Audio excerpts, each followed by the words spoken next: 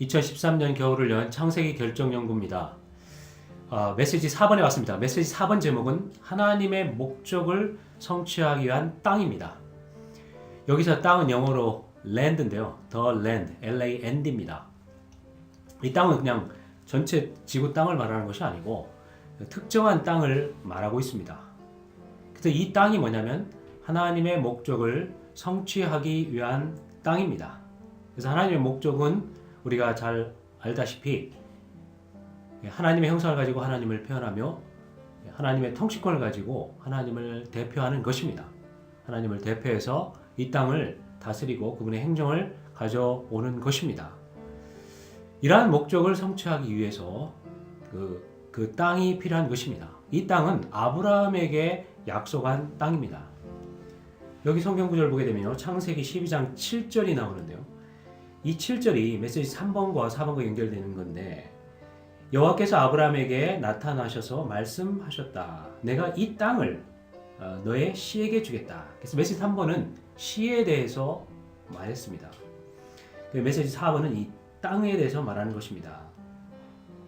그래서 이 씨와 땅은 뭐냐면 하나님의 영원한 경륜의 중심과 전부이신 그리스도를 말하고 있습니다. 그래서 하나님의 영원한 경륜, 하나님의 경륜의 이런 중심과 전부이신 이 그리스도를 통해서 하나님의 목적을 성취하기 위한 것입니다. 이것은요, 창세기 12장 7절은 세겜에서 하나님께서 세 번째 말씀하신 내용입니다.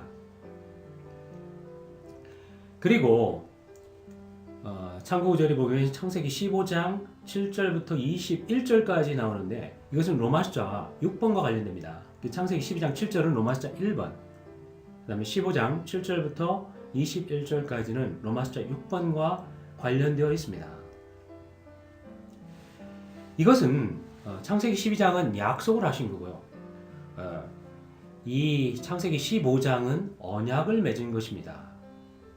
왜 그렇게 했냐면 이 아브라함은 씨에 대한 약속을 믿었지만 작은 것을 믿었습니다. 그러나 이 땅에 대한 약속에 대해서 믿음이 부족했습니다.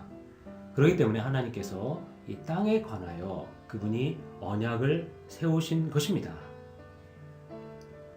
15장 7절 보게 되면요, 나는 이 땅을 너에게 유업으로 주려고.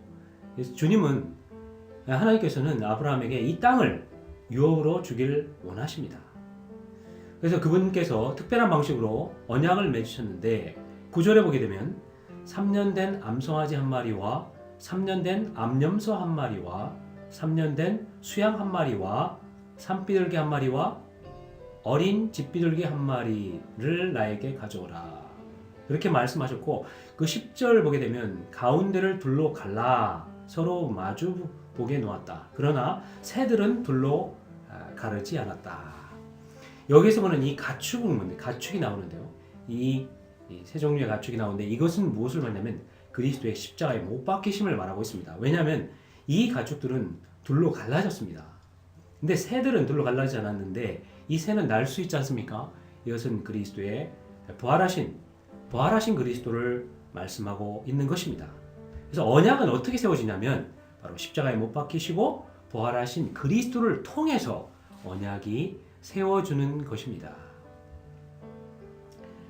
그래서 이 언약을 둘로 갈라 놓았을 때요, 17절에 보게 되면 이 연기나는 화로와 타오르는 횃불이 쫙 나타나서 둘로 갈라놓고 언약을 제물들 사이로 이렇게 싹 지나갔습니다. 이것은 뭐냐면 그분께서 이러한 언약을 견고하게 세우셨다는 것을 말씀하고 있습니다. 그래서 이런 언약은 결국 이 땅과 관련되는데요, 18절에 보게 되면 내가, 이 땅은 지구 전체를 말하는 것이 아니고 여기에 18절에 정확히 나와 있습니다. 내가 이집트 강에서 큰 강 곧 유프라데스 강에 이르는 이 땅을 너의 씨에게 준다라고 말씀한 것입니다. 이것은 왕국시대에 이것들이 이루어질 것입니다. 이 창세기 12장과 15장은 율법이 세워지기 전에 구약에 세워진 것입니다. 그래서 율법보다 더 중요하고 아주 사람들이 율법을 굉장히 높이고 중요시하지만 이 율법보다 더 중요한 것이 바로 아브라함과 세운 약속과 언약입니다. 그래서 이게 보게 되면 또 갈라디아서 3장 14절에 나오고 있는데요. 아브라함의 복은 뭐냐면 씨와 땅에 대한 복입니다. 그래서 이 복이 뭐냐면 약속하신 그 영이다.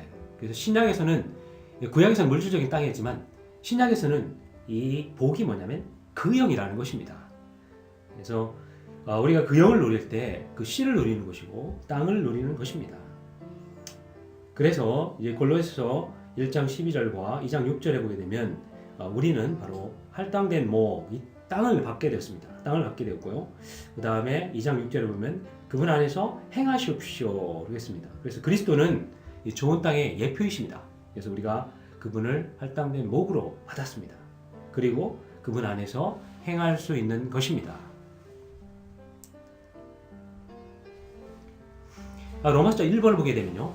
하나님의 목적을 성취하기 위해서는 씨와 땅이 이 두 가지가 요구되는 것입니다.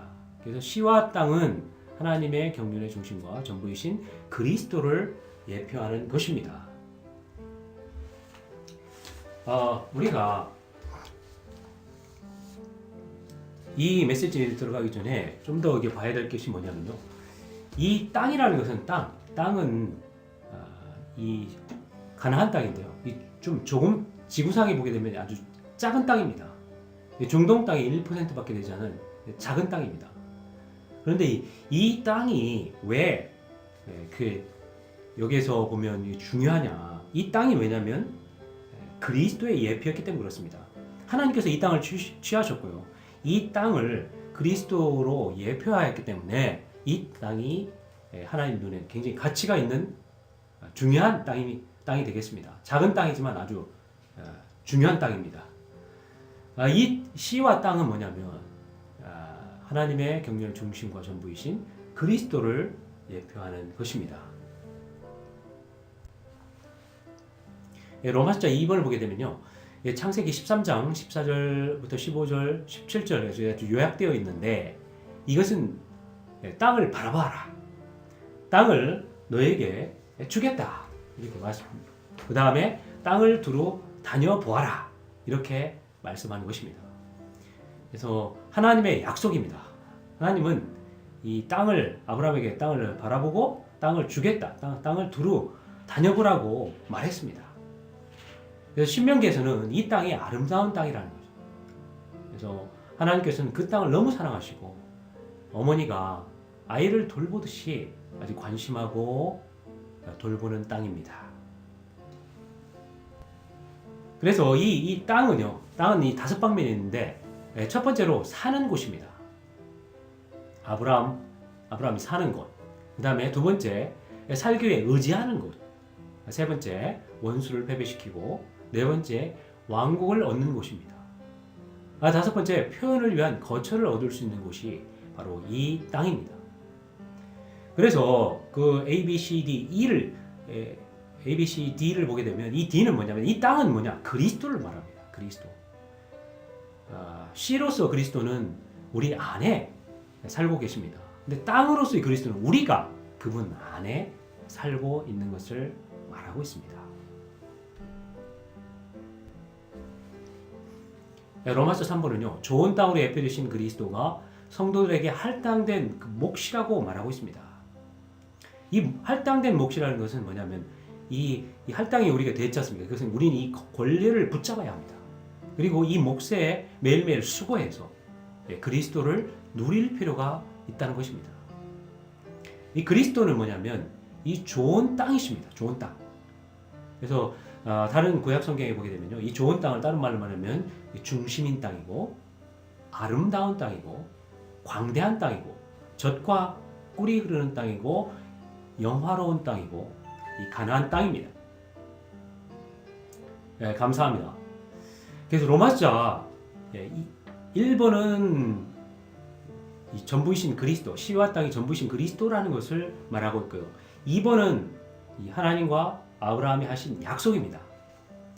6번은 뭐냐면 이 약속을 언약을 맺어가지고 더 확실히 하는 것입니다.